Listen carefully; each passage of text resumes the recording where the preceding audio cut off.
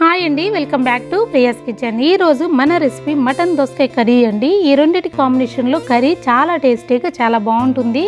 ఇలా గనక మీరు ఎప్పుడైనా ప్రిపేర్ చేయకపోతే ఒక్కసారి ఈ విధంగా చేయండి.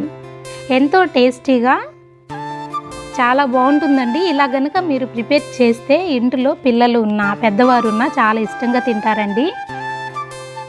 కర్రీకి కావాల్సినవి 1/2 కిలో మటన్ తీసుకుని ఇలా క్లీన్ చేసి పక్కన ఉంచుకోవాలి. దోసకాయ తీసుకోవాలండి, 1 టమాటో, 1 ఆనియన్, 4 చిల్లీస్ బాగా క్లీన్ చేసుకుని ఇలా కట్ చేసుకుని పక్కన ఉంచుకోవాలి. స్టవ్ ఆన్ చేసుకుని ప్యాన్ పెట్టుకోవాలండి. కర్రీకి సరిపడా ఆయిల్ యాడ్ చేసుకోవాలి. ఆయిల్ కొంచెం హీట్ అయిన తర్వాత కట్ చేసిన చిల్లీస్ యాడ్ చేసుకుని ఫ్రై చేసుకోవాలి. ఇలా ఫ్రై అయిన తర్వాత ఆనియన్ యాడ్ చేసుకోవాలండి. ఆనియన్ కూడా కొంచెం ఫ్రై చేసుకోవాలి. కొంచెం గోల్డెన్ కలర్ వచ్చేంత వరకు ఫ్రై చేసుకోవాలి. ఇలా కలర్ మారిన తర్వాత 2 రెమ్మలు కరివేపాకు యాడ్ చేసుకోవాలండి. ఒక్కసారి బాగా ఫ్రై చేసుకోవాలి. అల్లం వెల్లుల్లి పేస్ట్ యాడ్ చేసుకోవాలండి. పచ్చి వాసన పోయేంత వరకు ఇలా కలుపుకుంటూ 1 నిమిషం పాటు ఫ్రై చేసుకుంటే మనకి ఇలా కలర్ అనేది మారుతుంది. ఇప్పుడు మటన్ యాడ్ చేసుకోవాలి. ఇలా మటన్ మొత్తం యాడ్ చేసుకుని మటన్ కూడా ఆయిల్లో ఇలా ఫ్రై చేసుకోవాలండి. 1 నిమిషం పాటు ఇలా కలుపుకుంటూ ఫ్రై చేసుకోవాలి. ఇలా కలిపిన తర్వాత మూత పెట్టి ఫ్లేమ్ని మీడియంలో ఉంచుకొని ఒక 10 నిమిషాల పాటు కుక్ చేసుకోవాలి. నేనైతే ఇంట్లో ఇలా ప్రిపేర్ చేస్తూ ఉంటానండి. మా ఇంట్లో చాలా ఇష్టంగా తింటారు.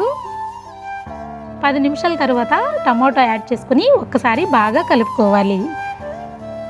ముందుగా టమాటో యాడ్ చేయటం వల్ల కర్రీలో టమాటో వేసేమన్న సంగతే తెలియదండి. చాలా బాగా కుక్ అవుతుంది.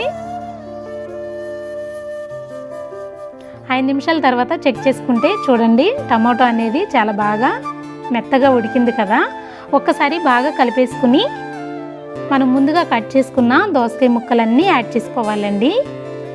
గింజలతో సహా యాడ్ చేసుకుంటే కర్రీ అనేది చాలా టేస్టీగా చాలా బాగా వస్తుంది. కర్రీ ప్రిపేర్ అయిన తర్వాత ఆ గింజలు తింటుంటే చాలా టేస్ట్గా ఉంటాయండి. స్కిప్ చేయకుండా యాడ్ చేసుకోండి.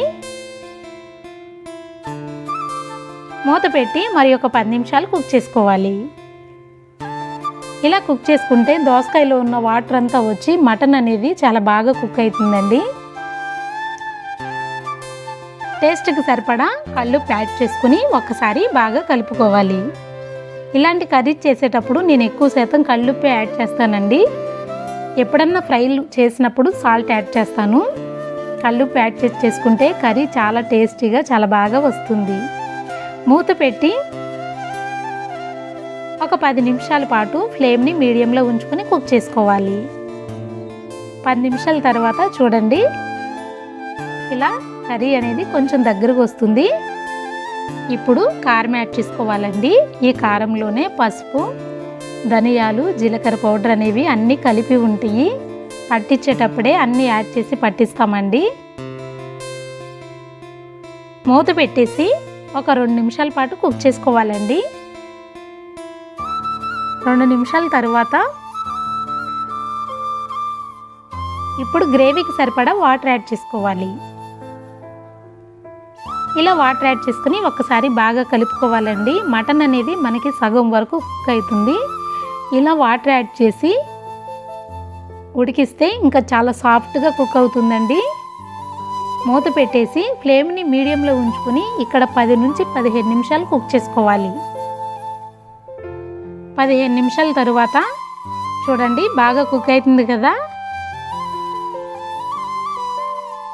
ఒకసారి బాగా కలుపుకొని గ్రేవీ అనేది మనకి కొంచెం దగ్గరకు వచ్చిన తర్వాత ఫ్లేమ్ని సిమ్లో ఉంచుకోవాలండి.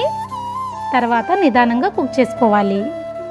ఇలా మూత పెట్టేసి సిమ్లో ఉంచుకొని నిదానంగా కుక్ చేసుకుంటే కర్రీ అనేది మనకి కొంచెం దగ్గరగా వచ్చింది కదా. ఇలా వచ్చినప్పుడు కొంచెం కలర్ మారుతుందండి. అక్కడక్కడ ఇలా ఆయిల్ సపరేట్ అవుతుంది. ఇలా అయ్యింది అంటే మనకి కర్రీ ప్రిపేర్ అయినట్టే. ఇప్పుడు 1 table spoon garam masala add చేసుకుని ఒక్కసారి బాగా కలుపుకోవాలి. ఎక్కువ మసాలా యాడ్ చేసుకోవద్దండి, మనం దోసకాయతో కాంబినేషన్లో చేస్తున్నాం కదా. ఒకసారి బాగా కలిపేకున్న తర్వాత చివరిగా కొత్తిమీర యాడ్ చేసుకోవాలి. ఒకసారి బాగా కలుపుకోవాలండి. ఇలా కలిపిన తర్వాత సిమ్లో ఉంచి ఒక 2 నిమిషాల పాటు స్టవ్ మీద అలా వదిలేసి 2 నిమిషాల తర్వాత స్టవ్ ఆఫ్ చేసుకుంటే ఇలా కలర్ఫుల్గా చూడటానికి చాలా బాగుంటుంది. టేస్ట్ కూడా అంతే అండి, దోసకాయ మటన్ కాంబినేషన్లో చాలా బాగుంటుంది. పిల్లలు కానీ పెద్దవారు కానీ చాలా ఇష్టంగా తింటారు. ఎక్కువ స్పైసీగా లేకుండా నోటికి తినడానికి చాలా రుచిగా కమ్మగా ఉంటుంది. సర్వింగ్ బౌల్లోకి తీసుకుందామండి. ఈ కర్రీ చపాతీలోకి, రోటీలోకి, రైస్లోకి చాలా బాగుంటుందండి. చిన్నపిల్లలు అయితే కారం తక్కువ తింటారు కదా, ఒక్క పీసు కూడా వేస్ట్ చేయకుండా పెట్టిన అన్నం పెట్టినట్టు కడుపు నిండా తినేస్తారు. అంత టేస్టీగా అంత కమ్మగా బాగుంటుంది. నేనైతే ఇలా ప్రిపేర్ చేస్తానండి.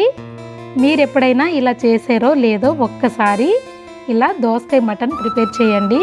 కర్రీ అయితే చాలా టేస్టీగా ఉంటుంది. మీరు ప్రిపేర్ చేసినప్పుడు మీకు ఎలా కుదిరిందో కామెంట్ సెక్షన్లో నాతో షేర్ చేసుకోండి. కుక్కర్లో కంటే ఇలా చేసుకుంటే చాలా టేస్ట్గా ఉంటుందండి. మటన్ కూడా చాలా బాగా కుక్ అవుతుంది.